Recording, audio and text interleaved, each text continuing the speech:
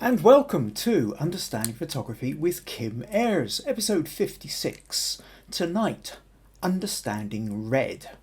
I had a poll earlier on this week, or rather at the end of last week, where I asked regular viewers of the podcast if we were going to look at a colour, what colour would you most be interested in to know that how it sort of impacts photography? And the standout leader was red, so we're going to be looking at that tonight. Then, coming up in the critique section, halfway through, let me just swap this round. So yes, this is the bit of red that I was talking about. Also, yeah, in critique section. So Nuria took a photo of these people down at a sandbank, did a little bit of editing, but was looking for extra ideas of what else she could do with it. Michelle took this photo of a deer, was amazed to capture it, and it's a beautiful capture, except for the fact, again, it's an editing issue of how to kind of make it stand out against the background a bit better. Milrose is really into photographing clouds, and she took this image and wanted a little bit more feedback on that. Morven was out at a Burns house. I'm not entirely sure which one. Was it at Ellisland or in Dumfries? Anyway, took this shot and again is looking for a little bit of feedback. And VG has been playing around with taking photos and then trying to sort of merge two together. And so there's a whole kind of editing bit that she's wanting to know a little bit more about. So we will be talking about that as well. So that's us here, Facebook Live. Leave me a comment. Let me know you're here. Tell me where you're from if this is the first time you've turned up. And yeah, so look, I can see a couple of comments that have come in already. Roy says, hi everyone from a cold and wet Yorkshire. Russ says, good evening everyone. Ben says, hello everyone from a cold and wet Edinburgh. Morven's here with a little smiley face. Nuria says, hello everyone from Exmouth in the UK. VG, good evening everyone from India. Benedito, evening all. I'll catch up later, off to see a client and shoot tonight's supermoon. Have a good show. Oh well, thanks for sticking your head around the door anyway. Yes, just a wee point there that if you want to catch up, I mean this of course is going to be sitting here on Facebook and you can scroll back through, but I also record these and put them on youtube.com/Kim Ayres, where it's much easier to sort of scroll back and see all the previous episodes, all previous 55 to this, all sitting there on YouTube, plus a few behind the scenes videos of other photo shoots I've done and a couple of extras if you're interested. The other thing I do is I on Wednesday mornings I write a blog post and then once I've uploaded this video to YouTube I embed it in the blog. So as well as being able to watch it on the blog if you're interested, which again you can see blogspot.com blogspot kimayres.blogspot.com, then you can read about whatever happened to be on my mind on a Wednesday morning, as well as watching the video if you wish. And of course, I suppose I should also point out to buymeacoffee.com/Kim Ayres is the place you can go if you happen to find these podcasts interesting, entertaining, thoughtful, a bit of a diversion from time, and you would like to support them in any way that you can, then buymeacoffee.com is the perfect place to go and do it. Right, a couple more comments come in. Morven is saying, cool and bright, Dumfries here. Jackie says, hi there from a rainy South Africa. Michelle says, hi everyone from South Gloucester in England. Sandra's, hello everyone from Birmingham, hoping we're going to get some rain. Brian from Dumfries is saying, hi all. Inga from Norway is saying, good evening. Oh, you've been a little bit earlier than this evening, Inga. Sandra says, hello everyone from Birmingham, hoping that some of that rain from Yorkshire is going to... All right, so that's Sandra twice. And Jim says, good evening, everyone. Jackie says, better than the 40-degree heat. Stacey says, good afternoon. Glad to see you back, Stacey. Pat says, hi again from Somerset. As usual, got lost. No, but you're here now, so that's great. So Rosie says, hello, Kim and everyone. And Stacey's been busy with her mum for a few weeks and is moving her to memory care. So I hope that goes well for you, Stacey. And it's 70 degrees in Pennsylvania, apparently.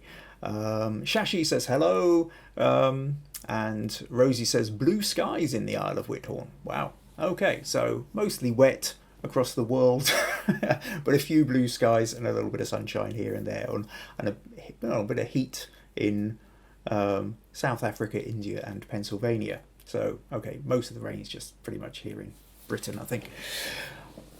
Great. Okay, cool. So, tonight then, red. Oh, Robert's here. Howdy from Texas. Actually, I'll take a quick diversion with Robert and say congratulations to Robert, because Robert, I know, was sitting this sort of super hard exam recently, in fact, yesterday, I think it was, to get some certification.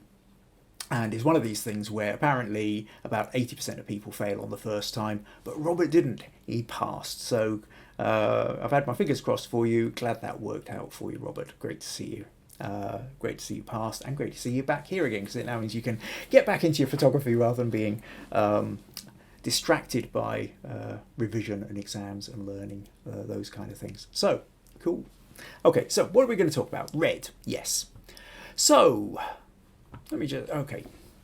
So, as I said, what I did is I stuck a poll in the Understanding Photography with Kim Ayres Facebook group. And I said, okay, if we're going to do a colour, what colour would you like to know about? And what we had was the majority of, just sort of scroll down here, see if I can find it. No, it seems to have dropped off somewhere. Okay, well, anyway, it doesn't really matter. So the main thing is that red came out as the clear leader. Second up was blue. Third, I think, was purple. Possibly. Anyway, it doesn't really matter. But red was the clear leader. So we thought what I'd talk about this evening is the notion of red in photography. And the thing to remember is, if you are talking about colours, is that each of the colours has different mood, different feeling, different impact on our eyes. Part of this is to do with like a literal physical genetic level, the way we perceive light. And part of it too is cultural, how we decide to divide up a spectrum of colours. And it's worth pointing out at this point that we grow up with the idea of, well, in the Western world at any rate, or in the English-speaking world, of essentially the 7 colours of the rainbow: red, orange, yellow, green, blue, indigo, violet, and then there's black, and there's white, and then you get brown by mixing some of the colours like red and green or yellow and purple. But those divisions are artificial divisions. We happen to just divide them in that way.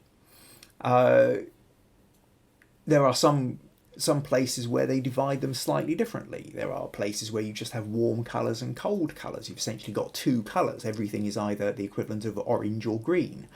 And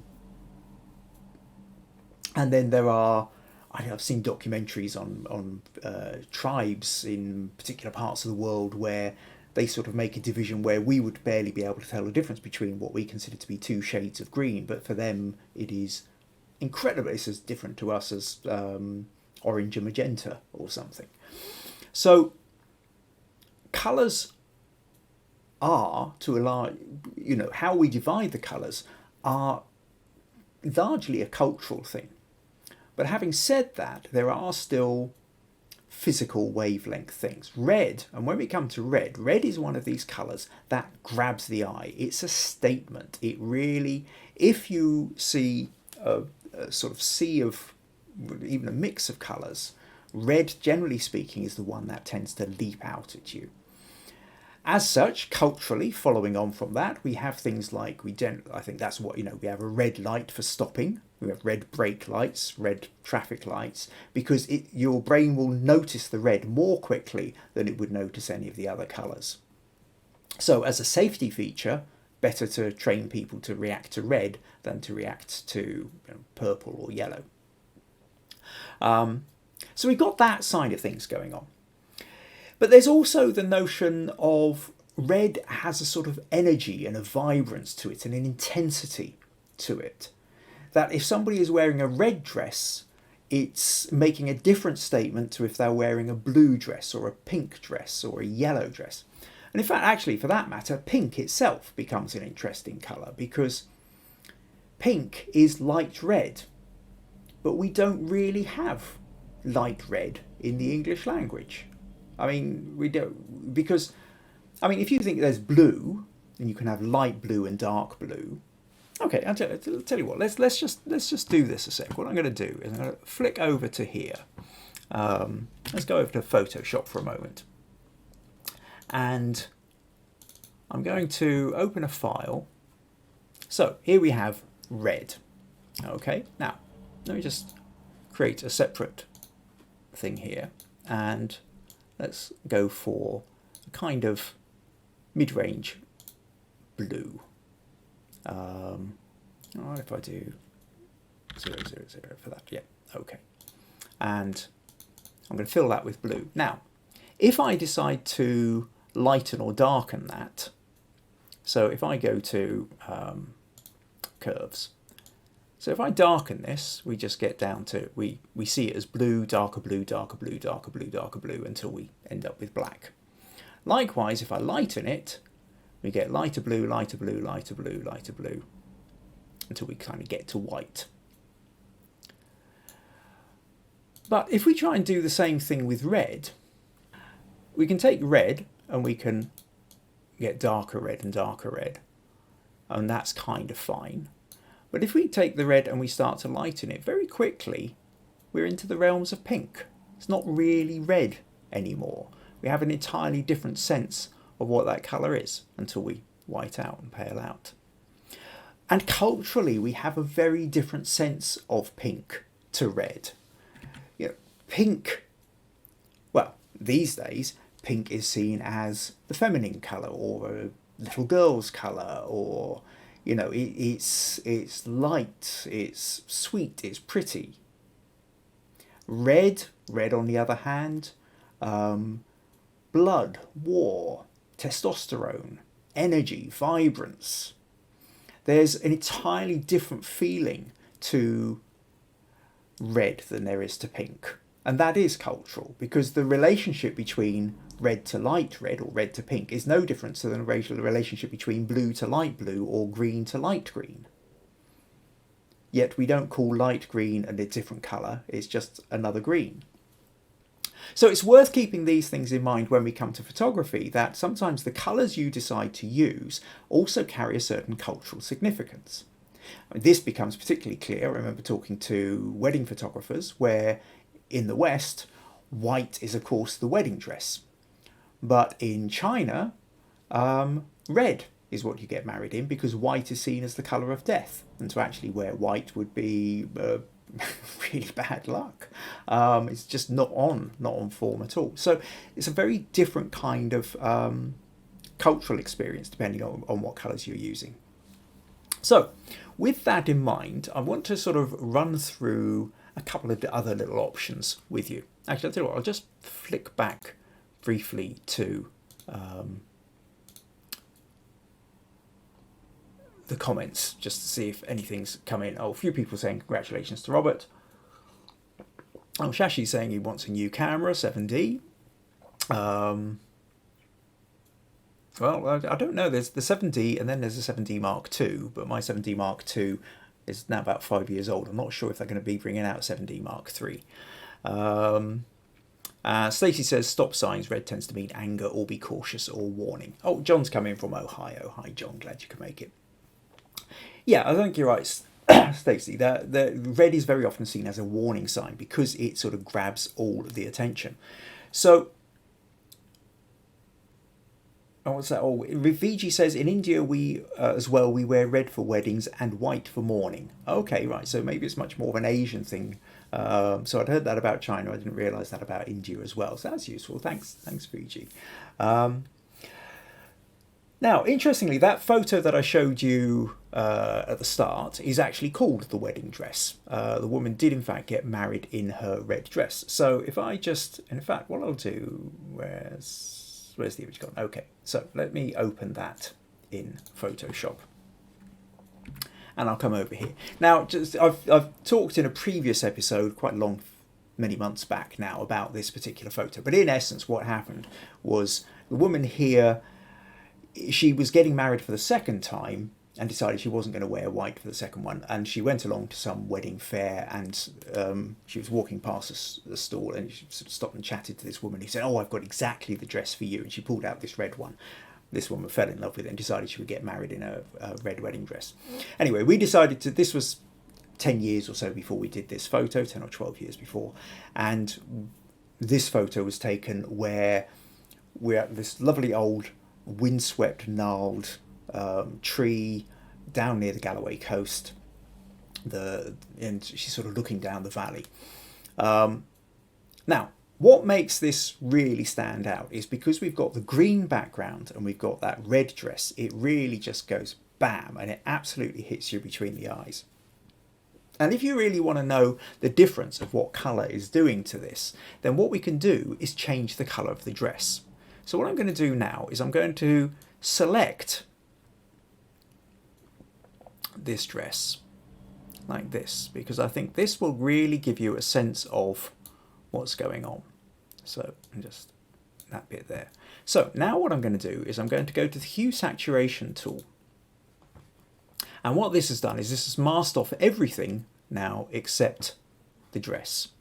And now I'm going to take the hue slider and I'm going to move it along. And I'm going to slide it over here, and we'll turn her dress orange. It's kind of orangey brown.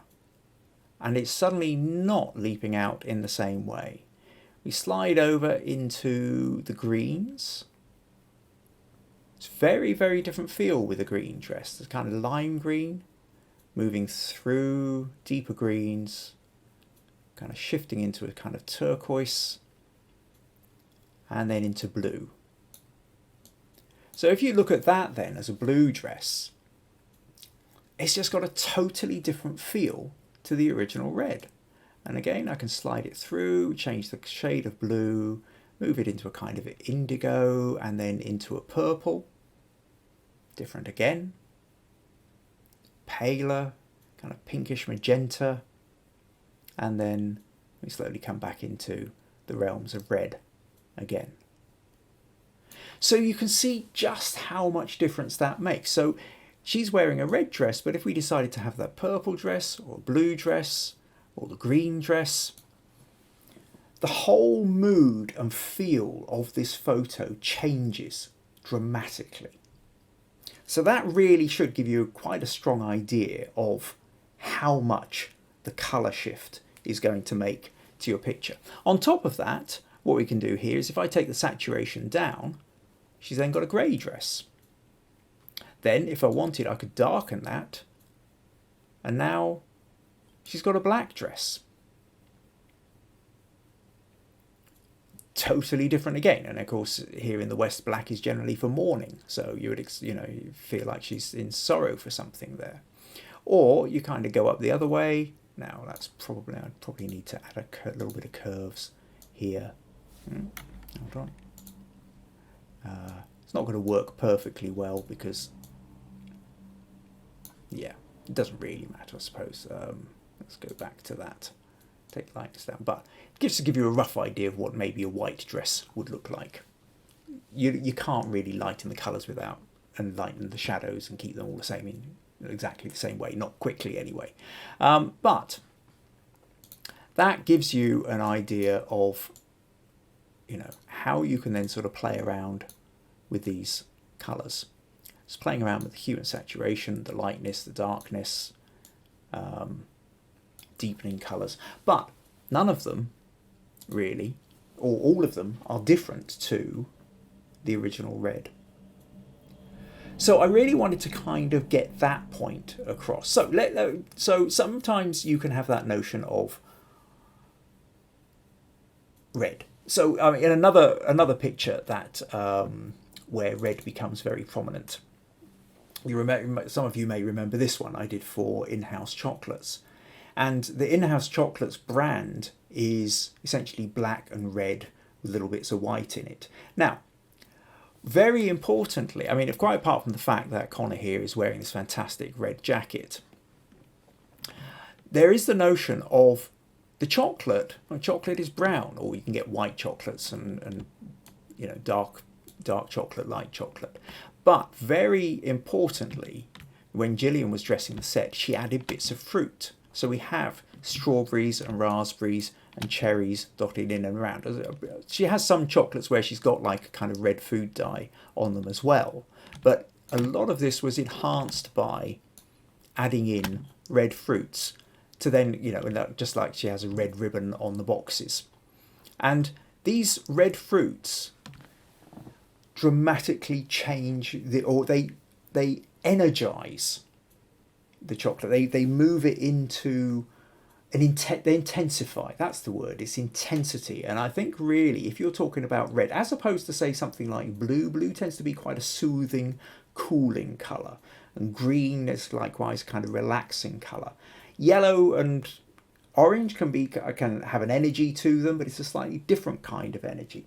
Red, I think, is probably the most intense of the colours. So if you are putting red into a picture, you are adding a level of intensity.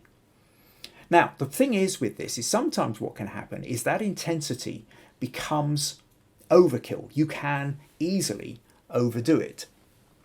So if we take, I remember with this picture here, now this is the unedited version of Mrs. Green's Tea Lounge when we did a shot inside an airplane. And the edited version was this. So, and what happened, you know, apart from other bits, the biggest change here is you can see that I've changed the red seats to the blue seats. And by changing those seats to blue, it now means the red of the dress, the two women wearing the red dresses, plus where there's lipstick or the little sort of hair bands, these bits of red now really leap out and stand out in a way that here they kind of don't, because the red of the chairs ends up overpowering absolutely everything. So sometimes if you want to make the statement with your red, you've got to cut a lot else of it out.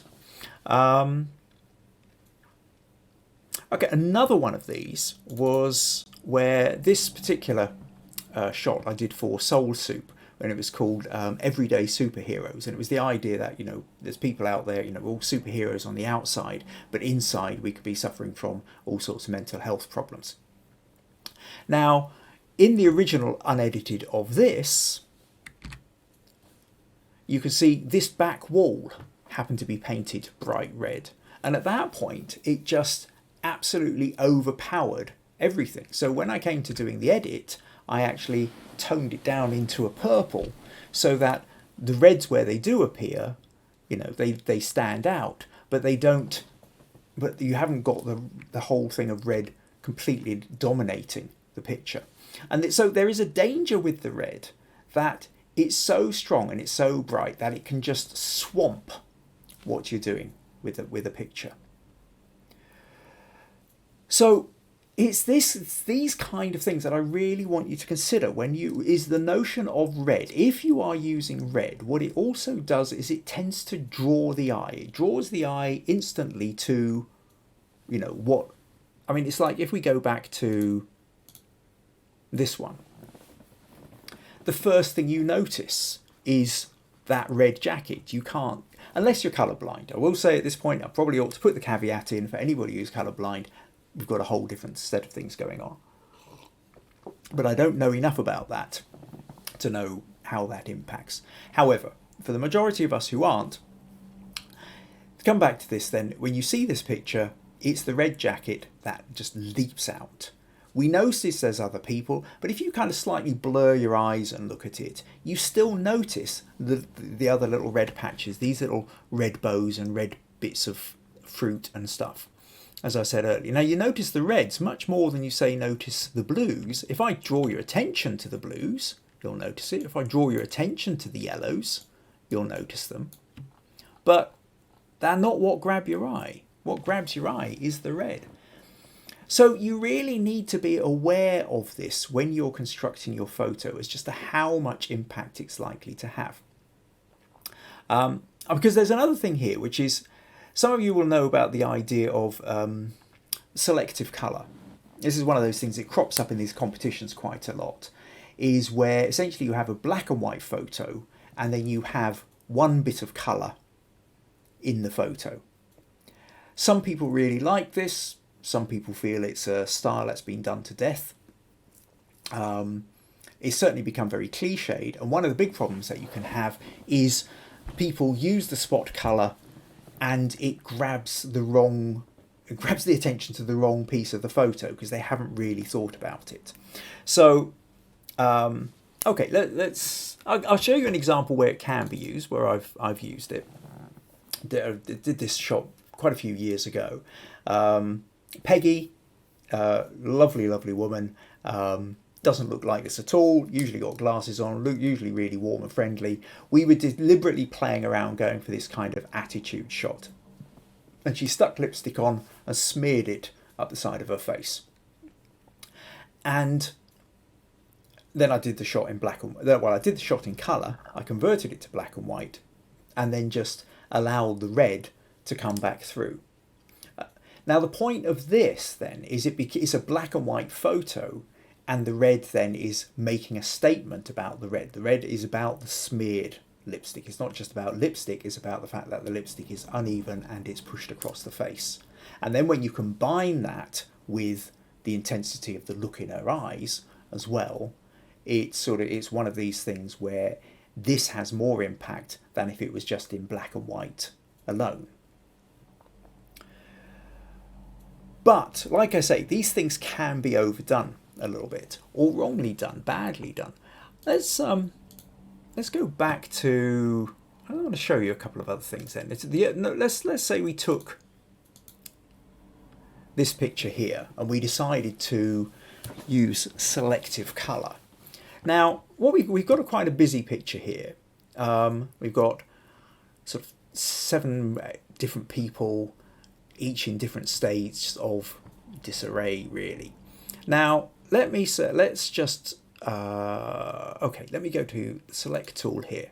So say what I decide to do is select this little bit, not that bit, just this little bit of cloth in the, here. Now, if I then go to, okay, that's actually select inverse of that, and then hue saturation and desaturate. So now what we've got is we've got a black and white picture where, now you can see what happens is instantly your eye is drawn to this bit. But is there enough to back it up? Why would it be red? What's the point of having that as red? That's not really making much sense in its own right. So let's, I'll tell you what, let's just whiten that out. We'll go back here, and now what we'll do is I'll select this mask. And again, if we go here and so just grab the paintbrush. So now I can make the mask stand out. So you can see what's happening here is because it's the place where the colour is, it's directing you, it's telling you this is the most important part of the picture. This is the bit of picture you need to look at. But again, is it? Maybe, maybe not. What we could do is, let's get rid of that. Supposing we decided to select this bit of writing.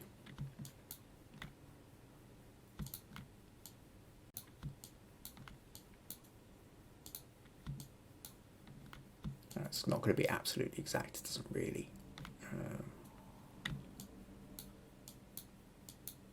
Matter. But anyway, so now if we go back here, click on that, click on that, click on that.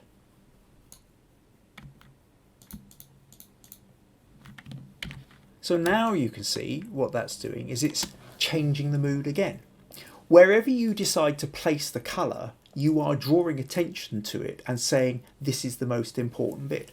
Now the problem is that I've often seen, I will show you an example here which I have seen, not on this particular photo, but I have seen versions done where somebody's decided, oh, I like that blue, so what I'm going to do is I'll select that blue. So let's just select that and then go back here. And so, fine, you've got selective colour, but really, I mean, really? And yet, I kid you not, I have seen photo after photo after photo, especially in some of these online competitions, where they've done selective, the title is selective colour, and they've selected a completely inappropriate item. You know, it turns out they've gone for a bit of red, but it was the jacket in the background behind somebody, and it obviously was just there as an afterthought. It wasn't that, it was an important part of it. I saw one just the other day of somebody wearing a yellow hat, and it was just sort of yellow hat, but really the hat wasn't very interesting. It was the face that was underneath it that was really interesting. That was a lovely face, and that was really what the portrait was about. But what happened was, instead of looking at the face in the portrait, your eye just got taken to the hat. So you can see that then that this is where the problem comes. Now the thing is with red is in almost a kind of natural selective colour. So it is one of these things that when there's red in a picture, our eyes get drawn to it anyway. So a bit like the idea of, you know, if we make it black and white, we can choose any colour to draw our attention to it. Red becomes one of these colours where our eye gets drawn to almost straight away. So you have to really think carefully and wisely about how much red you want to use and where you use it. Because sometimes that red is just going to be so overpowering that the eye is going to get drawn to the wrong part.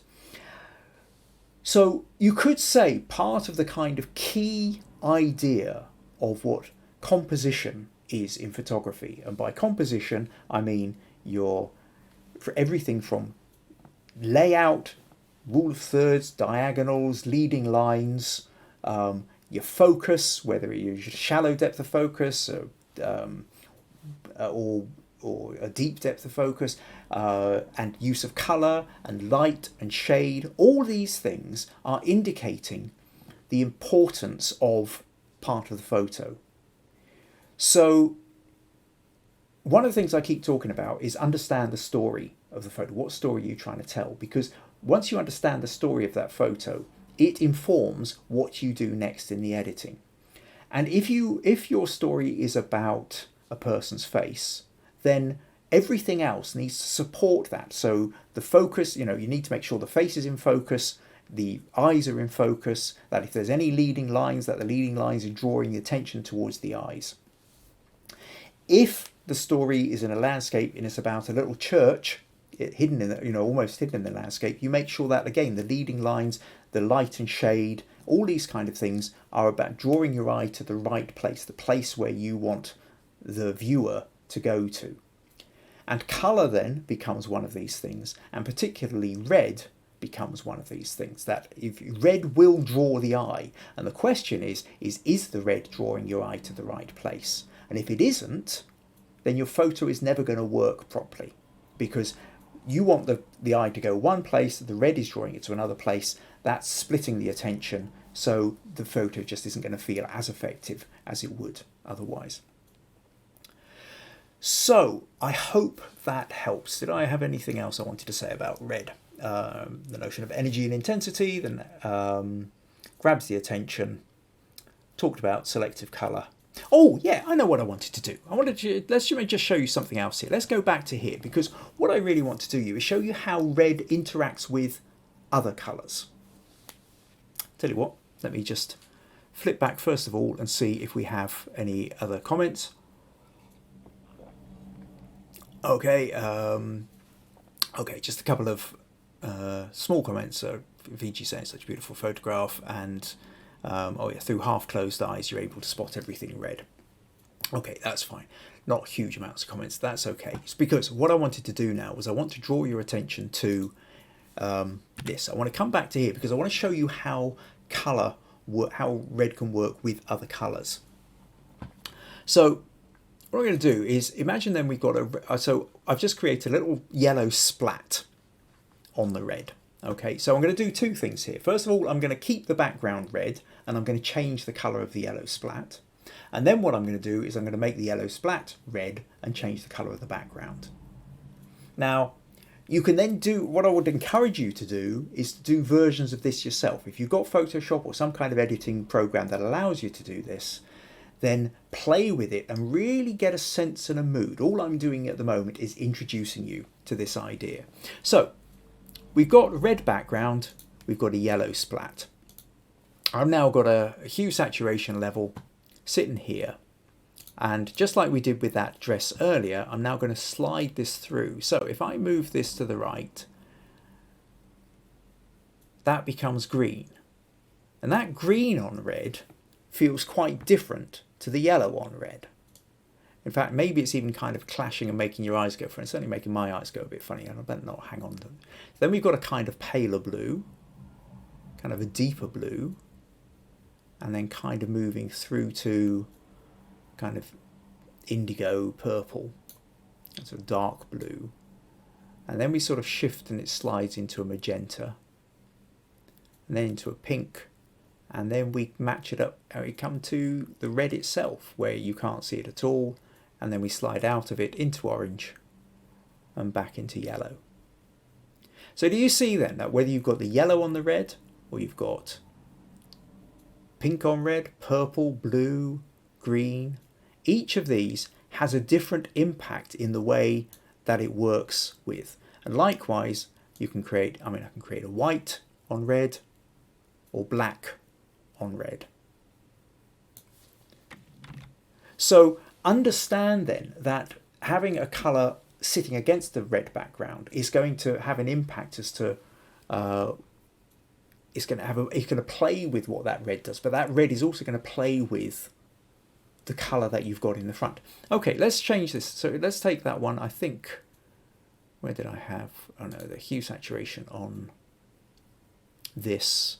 I think was that minus 60? I think minus 60 took me to the same colour red. Okay, so that's now red. So what I'm going to do now is I'm going to change the hue saturation of the background. So the paint splatter is red. You can't see it because it's the same colour red at the moment. But if I then go to the slider here and I start changing the background, and I change the background to orange, now we can see the red. Bring it up to yellow, and we've now got the red on the yellow, which is quite different again. And it's quite a different feel to what the yellow was on the red. Then we can slide up into green and into pale blue, through kind of different darker shades of blue into your kind of indigo and your purple and then your pinky magenta, and then back into red where it disappears again. So again, if you think, that red on yellow is quite different to the yellow on red, but each of it, so there's a different balance of things going on, and it's worth getting a feel for this and saying, well, okay, what does that colour combination do for me? And how is that impacting? And if I've got a photo here, is it worth me accentuating or playing down particular colours in order to create a particular effect? So, and again, on this, what I can do, if I take this red and take the saturation down, we can make it grey, we can make it white, so red on white, or red on black. So this whole point here, now, really you have to go away and play, you have to go away and research and try these things out. What I'm doing here, hopefully, is giving you a kind of introduction to the notion of how much colour can powerfully affect the mood and intensity of the photo, and how it can draw the eye to particular places in the photo. And talking about red in particular, red is one of these that just grabs the attention, drags the eye over there. And the question is do you want it to do that? So that's really what I wanted to say about red. Hopefully that's given you some kind of introduction. I hope that now you maybe see red in a slightly different way than you did before. If not physically, then at least emotionally or intellectually. And start thinking about how you might introduce it into your pictures. So that brings me on a little bit to, I will talk about this again at the end, but next week's challenge is going to be red. Okay, so I'm setting up the challenge for next week, and I will be wanting you to put in a photo that has red. And whether that's dominant red or whether it's red that is accenting or drawing your attention to a particular spot. Now, I would say I want you to avoid selective colour. I don't want a black and white photo that's then got a little red spot in it. If you want to use red essentially like black, like that kind of selective colour, you still can. Maybe you can desaturate other colours a little bit. You can over-intensify the red, but think about how you would use red to direct the eye. What kind of story or emotion are you wanting to tell with it? So I'll recap on this and talk maybe a little bit more about it at the end of the podcast. But that's just to let you know that next week's challenge is going to be all about red, which is why I've been chatting about it just now. So I hope you found that interesting. Oh, what did Rosie? Rosie says, my eyes brain tell me the purple splat makes the red look orange. Okay, that's kind of interesting. Yes, as well. I mean, there are bits whereby as the eye is sort of starts to adjust to one colour, it can make it can kind of throw the other colours out a bit as well. So yes, there's all sorts of things going on there too. Right, okay. Yeah, another sip of water. Right, oh gosh, okay, I've spent a lot more time on this than I intended to. So apologies there, but I hope you found that useful. So a little bit of a reminder, if you are finding these podcasts useful, entertaining, interesting, whatever, would like to support them, then buymeacoffee.com/Kim Ayres is the place to go. It's not compulsory, but it is always appreciated. Now, what we're going to do now is move on to the critique section. So the critique is a place where you can stick your photos into the Facebook group, Understanding Photography with Kim Ayres. If you've not already joined it, if you're watching this, you randomly stumbled across this one on YouTube, then go to facebook.com, type into the search Understanding Photography with Kim Ayres and join the group. And from there, you can stick your photos in for critique. So this is a place where you can put your images in and ask for feedback, because we've all got photos where maybe we've got particular sticking points, we're not sure what we want to do next with it, or it's kind of working but not quite, or we thought it might do better in a competition which it didn't, and we could really do with some outside eyes on it, a little bit of extra help. The problem when we show it to our friends is our friends aren't photographers and they tell us it's lovely even if we know it isn't, just because they're trying to be nice to us, which is lovely, that's what friends are for, but it doesn't really help our photography very much. So this corner of the internet now, the critique section of this podcast, is here to help you move your photography forward with your particular sticking points. So stick your images in and I'll address them in the following podcast. Okay, so what else have we got? So, Rosie said it may be the AstraZeneca affecting my brain. Had my second jab today. Yeah, and Jim says, very interesting, Kim, must try red in my photos, watch this space. Excellent, I look forward to seeing what you're going to do with it. Cool, right, okay, so what we're going to do now. So let's move on to photos, critique section. So let's start off with Nuria. So what Nuria did was she put in this photo and then the edited version, which was this. So what she says is, hi Kim, took this photo from quite a distance, and until I uploaded it on the computer, didn't realise that it looks a little bit like a tsunami about to happen and going to swallow those two. Well, that's at least the impression I've got, she says. So I played with the colour saturation to give it that golden hour feel, and I also cropped it. into it. What I like about it is those two men and the boat stranded in a small patch of land in the middle of the sea. Here's the original with the edited one. So any suggestions how I could have done any better when it comes to cropping, exposure, saturation, you name it. Any critique is more than welcome. Thank you.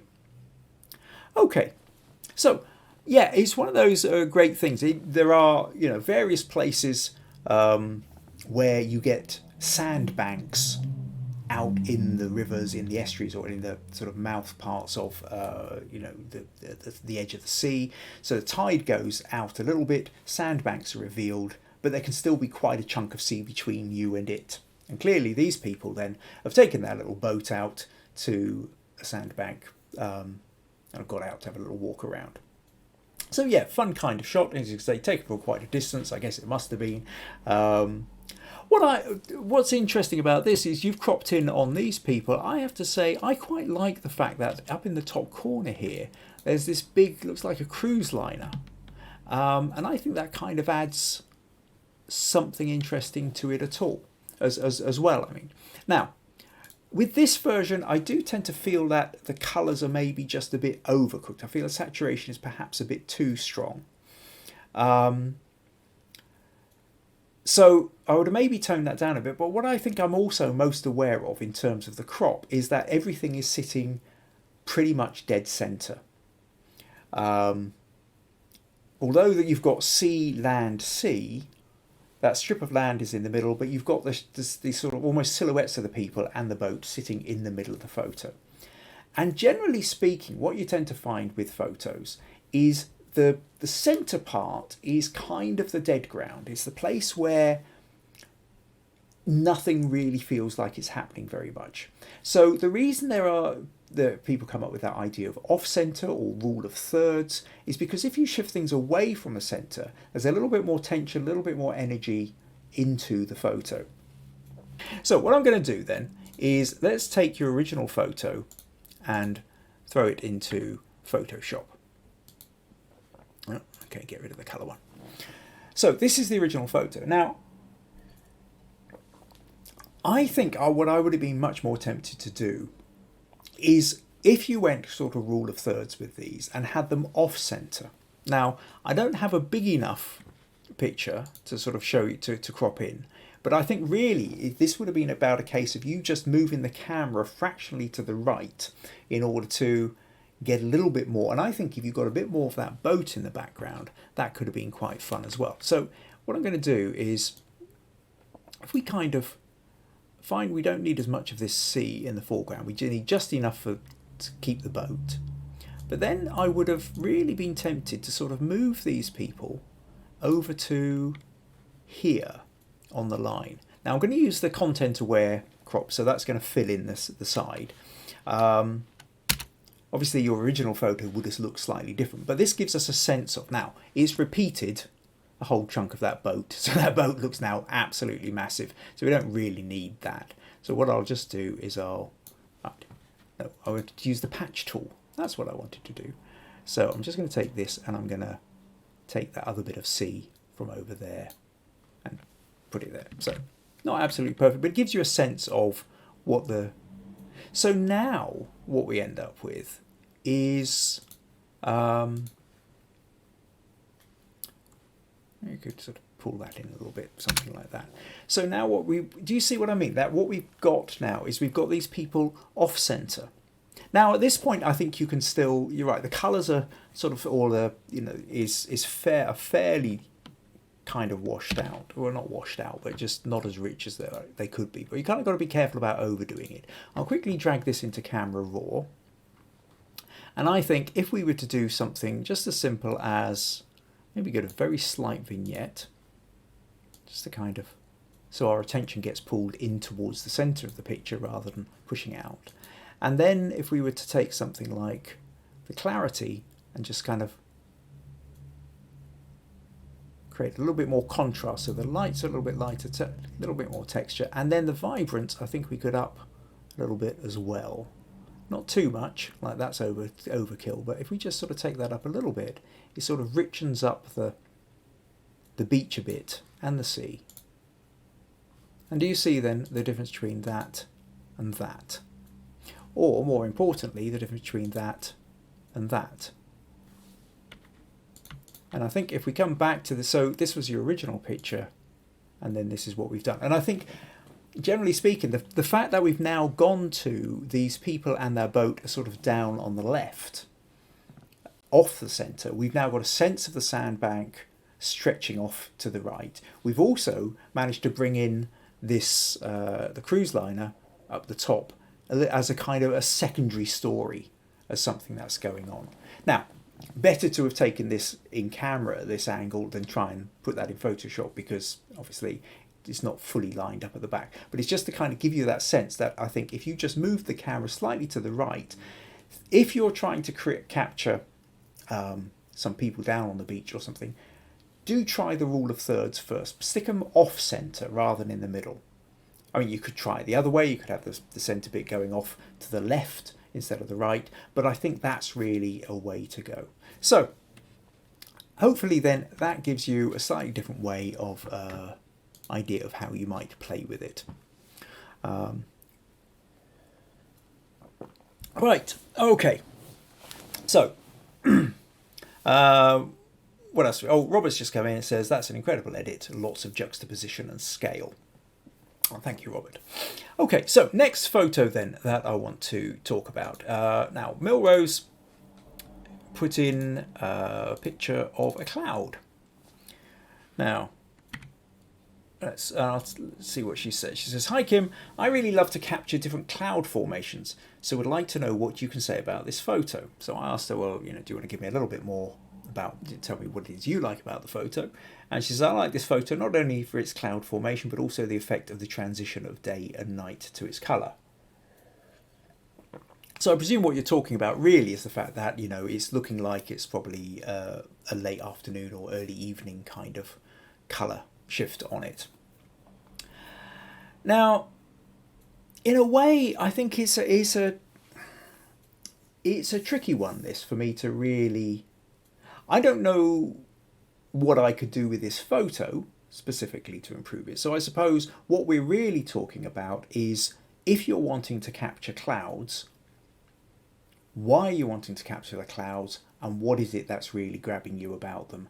And then what else can you do with it? I mean, fair enough. I can take this photo, I can drop it into Photoshop, and I can, let's go, just do the, go to the camera raw again and do, in fact, actually, if I just do exactly what I did with Nereus, you can see, you can intensify, you can bring in you can do play with the texture, play with the clarity, put in a vignette. You can play around with it, but that, I don't think that's really what this is so much about. I think there's a bigger thing, which is, I think clouds really kind of need a context. I think if you can take photos of the shapes, and actually this kind of up to you. If that's what you really like, then take as many photos of clouds as you like. That's not a problem. The problem comes when you want other people to have the same kind of reaction to the photo that you do. And I think clouds really work best in a context. Now, when you just sort of look up and all you've got is the cloud, there isn't really anything to anchor it to. Whereas if you had these clouds over a bit of land, if you had these above a tree line, if you had them over the sea, if you had them reflecting in a lake, I think then the clouds become much more interesting. There's no doubt there's some fantastic, amazing photos out there where clouds are really the dominant feature, the prime feature of the photo. However, in order to make them the prime feature, you sometimes need these secondary elements. And this is where things like having a beach, having a forest, having a lake, having other elements, have land elements or lower down elements, maybe elements that are even protruding up into, like the outline of a tree or a tall building or something like that. That's then going to give the cloud a context. And I think you will find that your images then have much more impact. But like I say, part of this is down to really what you're chasing. If you're just really interested in the shapes, almost like abstract shapes, you just like the texture of them on their own, then that's fine. Collect them. You don't need me to tell you another way of doing them. But I think if you want other people to sort of, if it's about a cloud and you want other people to go, wow, look at that cloud, you're going to get much more of a wow factor if it's look at that cloud over those buildings, look at that cloud over that lake, over the sea, over the beach, over the city, whatever it is. And I think, so that's really what I wanted to say about that, is primarily clouds, I think, are one of those things where you need a context. So I hope that helps. No, not that one. Okay. So, okay, so Naria's saying, thank you, that's very helpful. And so VG saying, a flying bird would add a nice touch. Yeah, and that, I think VG's perfectly right. Is that, again, a bird in front of it would give that same kind of idea of creating a context, or, geese flying across, or a murmuration of starlings or something, some other kind of birds would, but I think the cloud on its own maybe isn't enough unless that's all you're looking for. Okay, so next up I want to talk about Morven. So Morven took a photo at the Burns Hermitage, so Ellisland, I think, which is in Dumfries and Galloway. So this is Robert Burns, the poet, the bard of Scotland. So around here there's various places, because his last few years of his life were spent in Dumfries and Galloway. There's various places around this area that pay strongly tribute to him, including places you can go and visit when it's not in lockdown, that is. So Morven took this photo out of the Burns Hermitage. Says, I shot this in the early afternoon through a window, bright sunny day. There's a reflection of trees in the picture. The reflection of trees in the picture are trees in the background, reflected in the glass of the window. So you see these, I guess, these kind of sort of slight shapes that we're getting, just although the focus is on the candle and the feather and the book, there is this sort of glassy sense just in front of it. So that's then reflections of the trees in the background, which I felt, she goes on, which I felt added a slightly spooky atmosphere. I wanted to create a sense of time, mystery and contemplation. I quite like the composition. Is it any good technically? So, yeah, absolutely, I can see that. So you're looking through the window, you've got this lovely little layout. It's essentially a kind of still life. Got the book, got the feather quill, got candles. Also quite a lot of dust. Looks like a while since it was last cleaned or anything, if it ever should be. So there's a sense of age to it. Light coming through the window, the kind of window looking a bit scratched and dirty as well. I think what you're really asking here technically, I think the one thing that sort of grabs me, Morven, is actually I just want to straighten it a little bit. There is this bit whereby if you look at these lines here, the verticals are just slightly off. They're just leaning over a little bit. And so really what I want to do is I just want to, just straighten that something like that. I think, are we there? Or gone too far? Right, okay, so that creates a straight along there, that bit comes up slightly straighter. And then actually something as simple as that, I think, helps a bit. There really is one of those things, basic thing of cropping is you need, if you want, there are times when you want to have the photo deliberately at an angle because you are playing with conventions. But to do that, you need to have it at a definite angle. Otherwise, you need to make sure that it appears straight. Otherwise, when we're looking at it thinking it's tilted. We want to kind of straighten it a little bit. And if we're thinking we want to straighten it a bit, we're no longer immersed in the photo. It's like if you're watching a film or a TV show and somebody slams the door and the walls wobble. You become aware that it's a set. You become aware that you're watching a TV program. You're no longer immersed in the story. So if you want people to be immersed in the story, you don't want to have excuses in there as to when they're starting to look at, well, why isn't that straight? They're no longer thinking that's an interesting picture. The other thing that we've got here, I don't really know what you could have done. The sunlight coming through here has whitened out completely the book here. So if there was any writing in there, we can't see it. It's just a bit overexposed on that corner. Having said that, I also understand the fact that had you underexposed it much more, then pretty much everything else in the room would have just sort of become too dark. So it is a difficult kind of balance to get. And this is where what some people would do is essentially take 2 photos, or sometimes more, and then you can merge them in your editing. So you take them at different, you might take 3 different photos where you overexpose slightly, and then that would allow you to get the detail in the shadows. Then you take a kind of mid-range one, which kind of gives you your kind of anchor point, and then you take an underexpose, which means that these bits of where it's brightening out, like on the edge of the feather and on the book, these would then start to reveal their details. And then in the appropriate program, Photoshop has this, I think some others like GIMP, don't know whether Affinity does, you can essentially then stack or merge these photos together so that it kind of pushes it back into the mid-range. And then that way you'll still have, you'll be able to make out the details in the shadows, but you'll also be able to make out the details in the highlights as well. So if you can't get the picture, if you can't get everything exposed the way you want in one picture, it's worth taking 2 or 3, overexpose one, underexpose another, and have a kind of mid-range. Some people do 4 or 5 or 6 different versions. It all depends how how much you want to go into it and how much your editing program can do.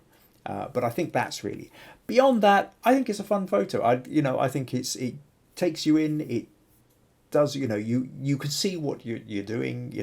You've got this writing table. It does look cobwebby and spidery, and some of the reflections on those windows does add a little bit of extra texture. So it's kind of doing what you're wanting it to. So really, Morven, it's just coming down to just make sure you straighten it so that those verticals are straight up, so that we're not kind of feeling like it's tilted over slightly.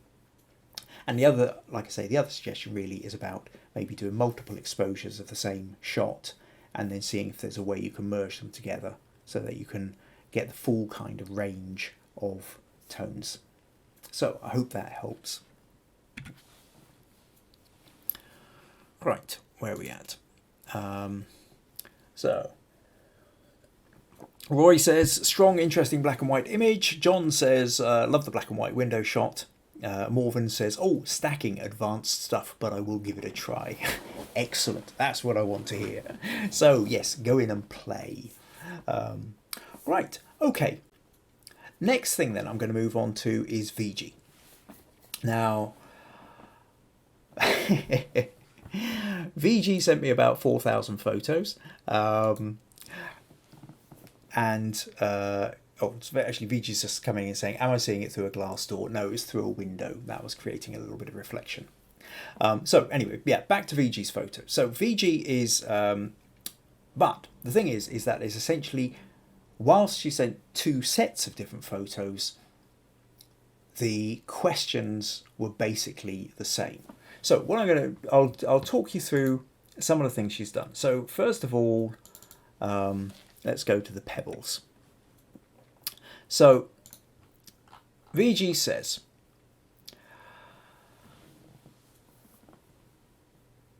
she bought these coloured pebbles for taking a photograph. Part of the thing is, I think, the beach. They're currently now VG. Yeah, VG had talked to me a few weeks ago about maybe taking a photo of some pebbles on a beach, but sort of making marks in the sand, almost like a kind of Zen garden. And that all sounded like quite a lot of fun.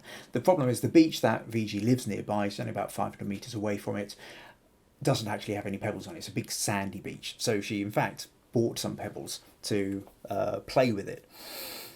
play with the photo. But now, as anybody who's been following the news, well, certainly it's on the news a lot in the UK, and of course it's probably the only thing that's on the news in India. I don't know what it's like in other parts of the world, but India, the COVID has got somewhat out of control at the moment. All sorts of it's looking to overtake America as like having the biggest fatality rates. So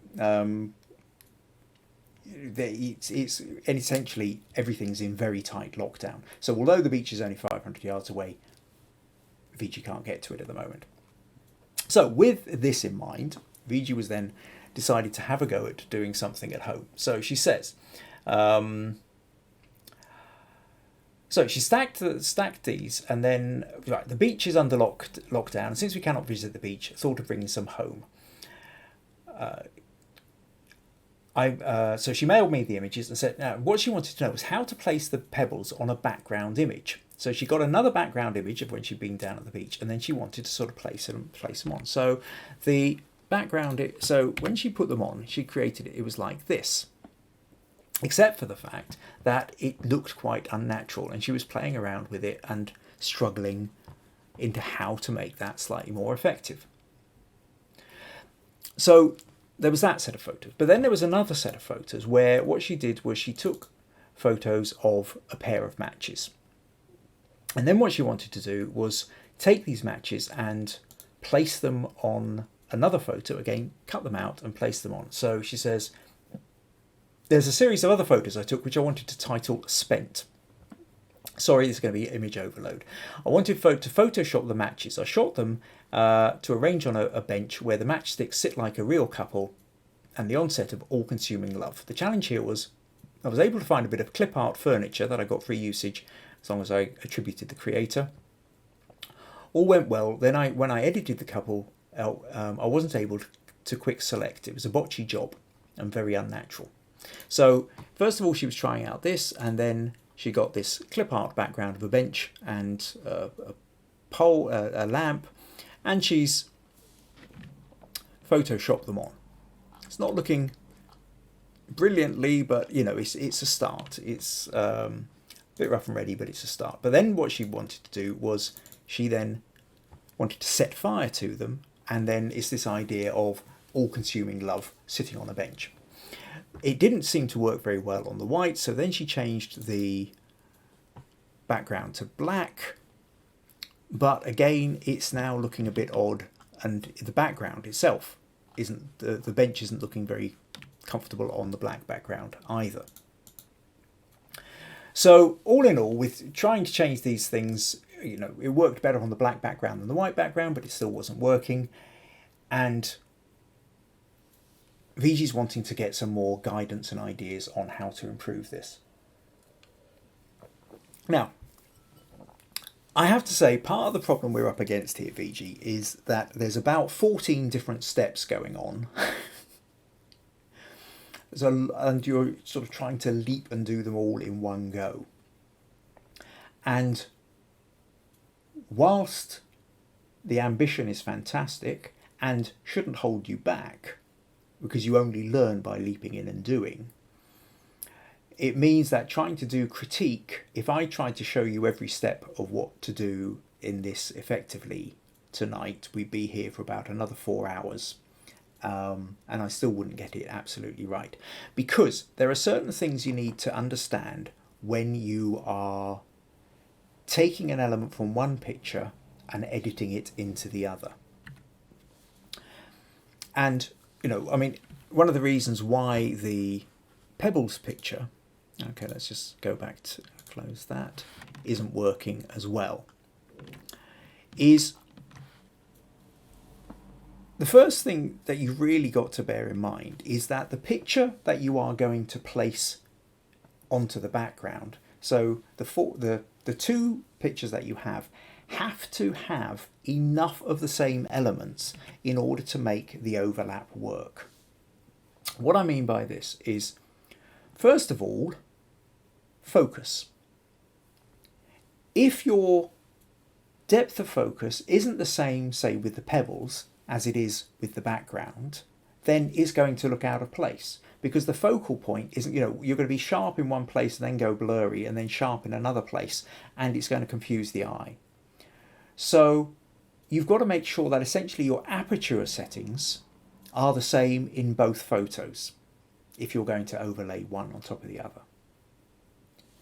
What you've also got to do is you've got to make sure your light settings are exactly the same. So if the light is coming in from the left side in the background, you have to make sure the light is coming in from exactly the same angle in the objects that you're wanting to place in it. So you've got to get the lighting right, and then you've got to get the aperture and your focus right as well. And then what you noticed with the problem, both with the match and with the pebbles as well, you have to get the brightness darkness levels right as well. Your tonal range has to be right. That when you take, if you've got something against a white background and then you try and cut it out and put it against a dark background, all the edges are just going to be highlighted. They're not going to blend in properly. So if you're going to be placing something against a dark background, you need to take the picture against a dark background. If you're going to be placing it against a light background, you need to take your picture against a light background. Ideally, you then want to have a colour thing going as well. So if it's going to be going against a reddish brown background, take the photo of the object against a reddish brown background, so that when you cut it out and you overlay it, there's not going to be such an obvious place of shift, because as soon as you place one object into another background, it's all the bits that don't quite fit that grab our eye. So we notice if the focus isn't right, we notice if the colour isn't right, we notice if the light and dark isn't right, we notice if the shadows aren't right. And so this is where essentially the problem comes. You need to understand that whatever photo you want to place the objects into has to be taken under more or less the same conditions as the background that you're placing it on.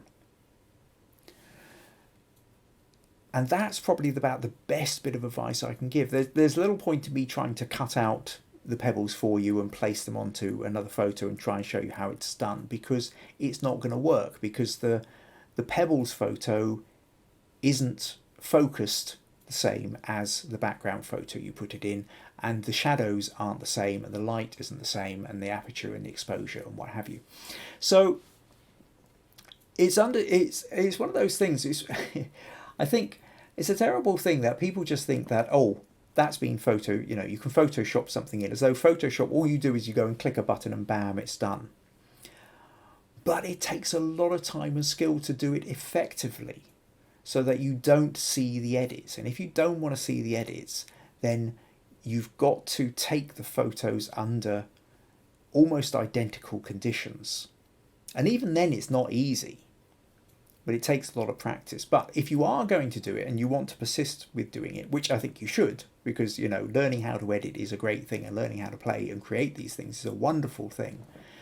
But you need to understand, first and foremost, and all the way through, is that your best chance of making it look successful is to take the photo of the object that you're going to transfer into another picture and do it under as closer conditions as you can to the photo you're going to transfer it into.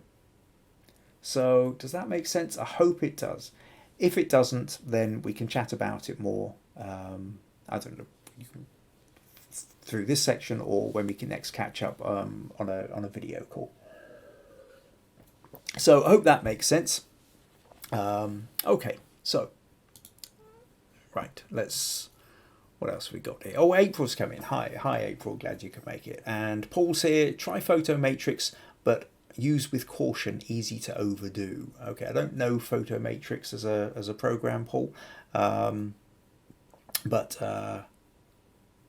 okay, but that's fine. So VG says, lovely piece of advice. I will now I have an idea. I will put such miserable photos. I'll put more such miserable photos in for a while. You don't have to be so self-deprecating, VG. But yes, you will definitely, it says, VG says, but we'll definitely get better. Of course you will get better. The more you do it, the better you will get. It's like absolutely anything.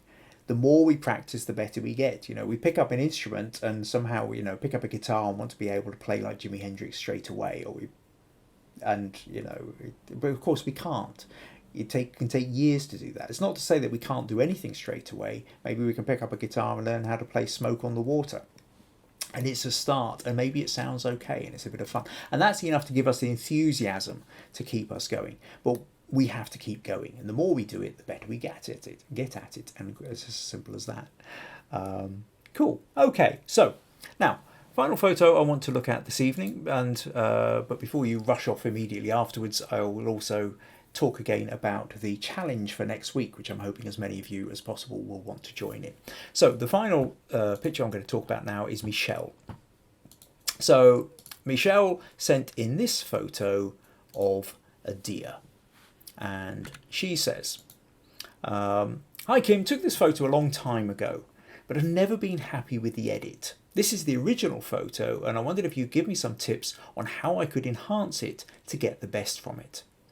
I know now I could have done better when taking the photo, but this was when I was just starting out." So yeah, we've all got these. We've got these photos. I've got photos. I mean, I've got tens of thousands, hundreds of thousands of photos sitting in folders on my camera, on my computer.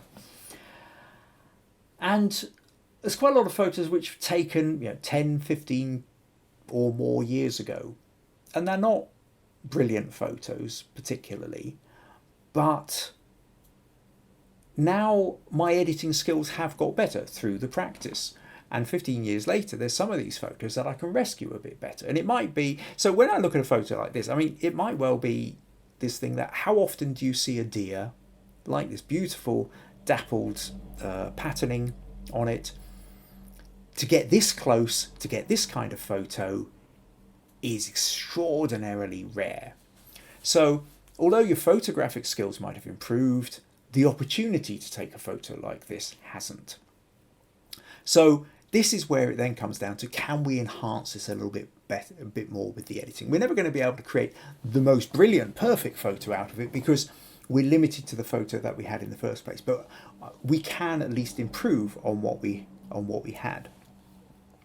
So when I look at this photo, Michelle, quite apart from the fact that yes, it's beautiful. I mean, I immediately go, oh, look, there's a deer, and look close up, and you've got that, you've got the lovely patterns on the fur as well. Which, as you can see, I think Ben said in the comments when you put it into the group about the fact it shows you just how the dappled light coming through the bush is essentially creating a camouflage. So the main thing here that grabs me is the biggest thing that's taking our eye away, because what we want to do is the deer is there, we want to immediately see the deer. But what's grabbing a huge amount of our attention is this big patch of green to the right. So my first thought is, again, and there's a little bit of kind of, maybe, I don't know whether it's just the angle of the trees or the angle of the deer, but again, I kind of want to tilt it a little bit, just almost straighten up a bit. So in terms of cropping, but then maybe I would crop in closer here. Now, you could perhaps take that out a little bit further up that end, but essentially crop in from the right. So what we're trying to do is remove as much of this as we can. Now, I'll just use a little spot healing tool to just tidy that little edge up there a bit where I went over the corner. So what we now have, I think, is we can immediately see the deer a little bit better. So I'll now duplicate that layer, and if we go up to camera raw, and the next thing I will do is I will shove a vignette in. And again, what the vignette is doing is, by darkening the edges, is what we're trying to do is draw more attention to the deer in the undergrowth and less attention to the bright parts of the undergrowth which are grabbing our attention. So I think immediately then that helps a little bit, but this is still quite dark. So what I'd be tempted to do next is even if we do something like the curves, and I'm wanting to do this to sort of brighten up the deer. At this point I'm thinking deer, I'm not thinking background. Then I'm going to fill that in, so that's all masked off. And I'm going to come back in the mask and I'm going to paint back in what we've lightened up. I'll turn that to white and just brighten that up a little bit. Might be slight overkill, just drag that down a little bit more, and maybe I've come over a little bit too hard on the, I need to darken down that corner a bit. Maybe I need another curves thing here to kind of darken down the undergrowth, and then again we just kind of lighten up the deer a little bit more like that. And then finally, I think there's a couple of bits which are grabbing our attention a little bit more. I'm just going to use the patch tool, the healing tool. There's this little out of focus, probably thistle or some kind of something coming in here, which again is grabbing the eye. Because we've got a really bright patch, it's grabbing the eye. So if we just sort of remove that, so just to show you from that to that, I think that helps. And then similarly, maybe get rid of this one that's coming over here. There's a bright patch there. Maybe if we just darken that down, I think that helps. We've got this twig running through the middle of the body. I'm not sure how much difference that makes, but let's just see whether we can just quickly kind of remove that. Sort of added in a bit of deer up here that I didn't really want. Maybe just take a little bit. Now, how much of that, I don't know how much difference that one really makes. And then what we might do, let's select all, copy, and paste this up here. So we've got what I might want to do is I'm going to dodge and burn now. So I'm going to dodge the midtones. So I'm going to lighten up the midtones a little bit, lighten up this face a touch more, come down here. So we just, you can see lightening up a little bit around the face and a little bit on the hinds and the fur.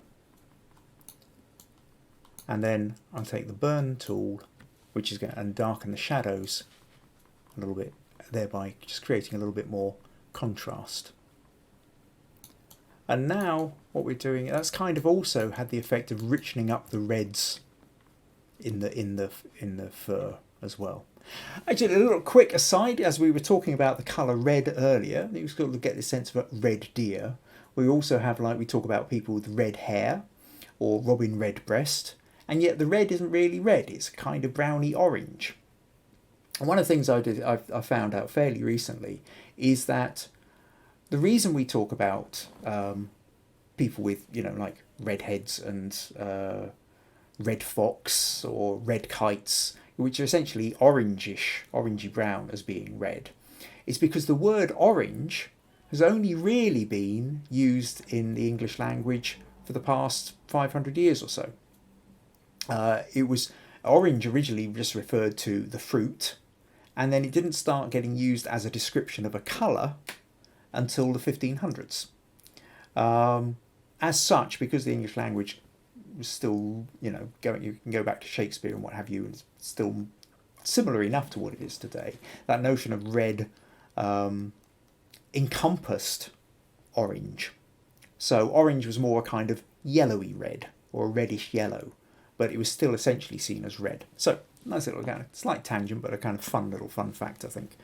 So what we've got now then, so just to return to this, is if we take a look at this picture, we can see much more of the deer. The head is always going to be a slight problem here, slightly lost into the shadow. I think the brighter patches up here, maybe is there a way of sort of getting a little bit more undergrowth? But actually, I'll tell you what, let's straightforwardly use the patch tool because it seems to be grabbing bits of fur otherwise. A couple of little bright patches over there, and then darken with not sure quite what it's doing there, but anyway, darken that down a bit. So I think that allows us, because we've now got a richer colour of the red against here, we've darkened down all the edges. This has then allowed us to really create a difference. So if I just group those together, we can see that your picture has gone from that to that. Or if we go back to your original history, the original picture, from that was your starting point. And this is where we end up. So there's always going to be limitations as to what we can get, and trying to photograph a deer and get anything is pretty amazing. I mean, I'd certainly be chuffed to bits if I got a photo shot like this. But I'm not a wildlife photographer. Just the idea of getting this close to a deer would just absolutely be thrilling. But in terms of editing your photograph, because the deer is kind of camouflaged in the undergrowth, because it's about the fact of what are the other elements in the photo which are pulling our eye away from the deer. The bit that I was talking about earlier, talked about many times before, will repeat myself endlessly about it, which is what's the primary story here? And the story is the deer, not the undergrowth. So what's detracting us from it? And that, when we go back to the original here, this white patch, this light patch over on the right here is really grabbing our attention. This overhang from here, that's grabbing our attention. This bit over on the left is grabbing our attention. The head is very much lost in the shadow. So by removing these bits of growth, either cropping in or then, and by darkening down the outside, lightening up the inside, creating a little bit more contrast, I think that's what then allows us to try and make that deer stand out a little bit more within that photo. So I hope that helps, Michelle. I hope that gives you some ideas of what you might do with your, if you want to sort of get back in with your original file and see what you can play with. So thanks very much for sending that one in. So there we are. That kind of gives us a sense of few ideas of what we've done with the critique. So if you would like to get your own photos in for critique, if there's bits and pieces you feel are sticking points you would like help with, put them into the Understanding Photography with Kim Ayres Facebook group, and we can take from there. Let me know what kind of things it is you're struggling with and what kind of feedback you're looking for, and I'll do my best to help. So a couple more comments. What have we got here? So Russ says, liking the music references, Kim, sounds like my record collection. Well, yeah. I think we're probably of an age as well, Russ. So, references to Jimi Hendrix sounds good. Oh, and Rosie says, and mine. April says, like the richening of the reds. VG says, beautiful edit, lovely. Russ says, that's quite a transformation. Kim. Sandra says, wonderful transformation with the deer photo. Shows you how you can use Photoshop to make the best of what you've taken. And absolutely, it's just understanding that editing is an extraordinarily important part of the photo. I've been on photo shoot. In fact, I was on a photo shoot the other day where a very common thing for me to say to the client is, we spent all day doing everything we need to do to get me to the point whereby I then have the raw material to come back to the computer and try and create something amazing with those photos.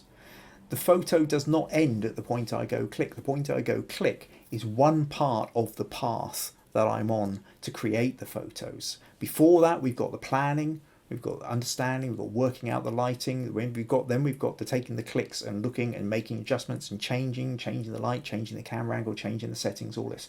And I do all that to try and get the best image I can in the camera.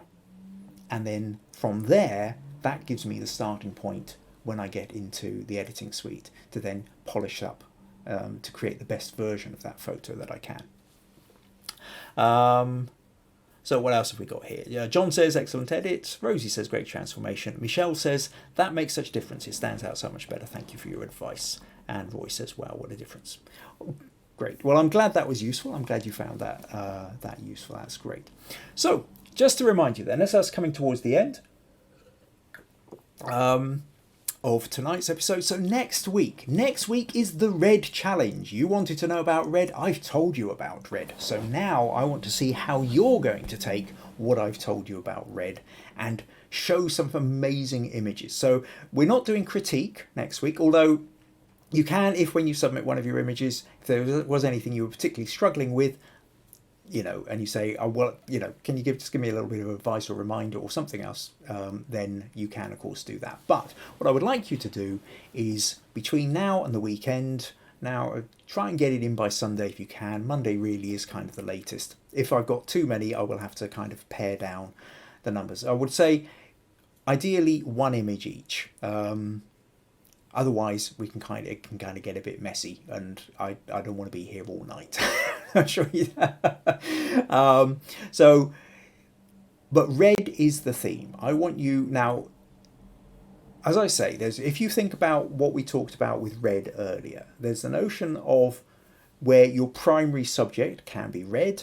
There's red flowers or red deer, but what we're really wanting is something more red rather than orange. Orange or brown, I think, are different colours. Maybe, who knows, at a different point in this series of podcasts, we'll address those colours in turn. But red is the colour we're wanting. Now, it can be red as the dominant colour, in which case you've got to work out why you want it to be the dominant colour and how are you going to use that red to get across the story you're wanting without the red being overkill.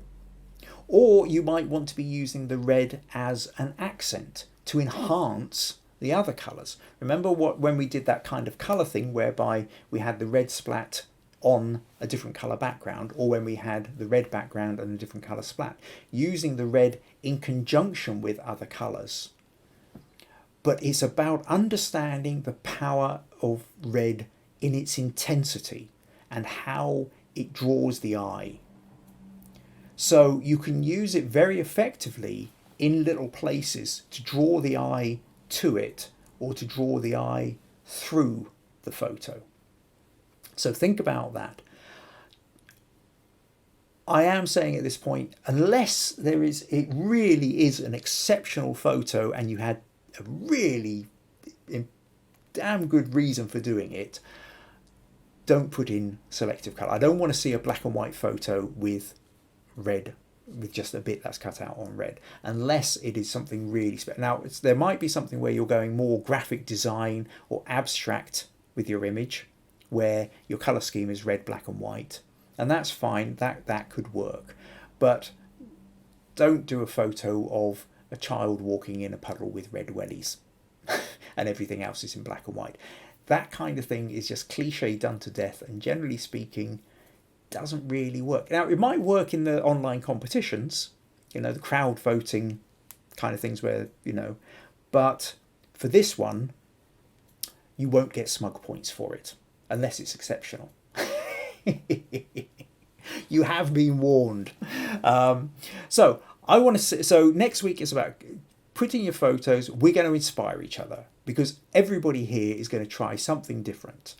And the wondrousness of these challenges is not just the challenge that it is for yourself, but then is also the way you can inspire and be inspired by the other members and viewers of this podcast.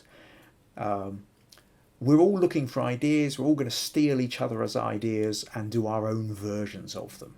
There's a phrase, in fact there's even a book called Steal Like an Artist. And that's not about doing exact copies. It's about taking concepts and ideas and doing your versions of them. And that's what this is all about. So really looking forward to seeing what everybody's going to put in. So with that in mind, that's us pretty much at the end of the podcast. If you found it useful, if you would like to support these podcasts, then buymeacoffee.com/Kim Ayres is the place to go.